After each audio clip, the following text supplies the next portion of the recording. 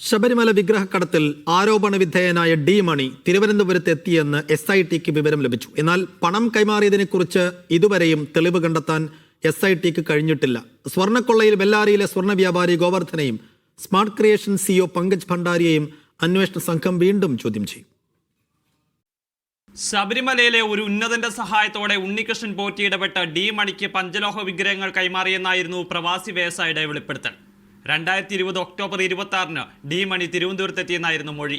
D മണി തിരുവനന്തപുരത്ത് വന്നിട്ടുണ്ടെന്നുള്ളതിന് അന്വേഷണ സംഘത്തിന് വിവരം ലഭിച്ചിട്ടുണ്ട്. പക്ഷേ വിഗ്രഹ കൈമാറ്റത്തെക്കുറിച്ച് കാര്യമായ തെളിവുകളില്ല.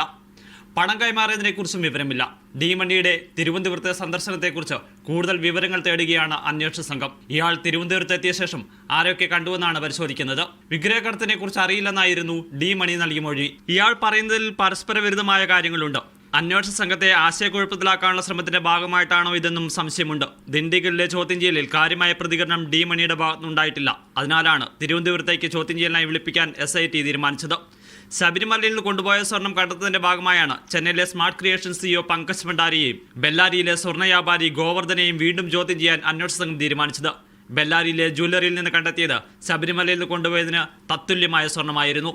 മീഡിയ 1 തിരുവനന്തപുരം.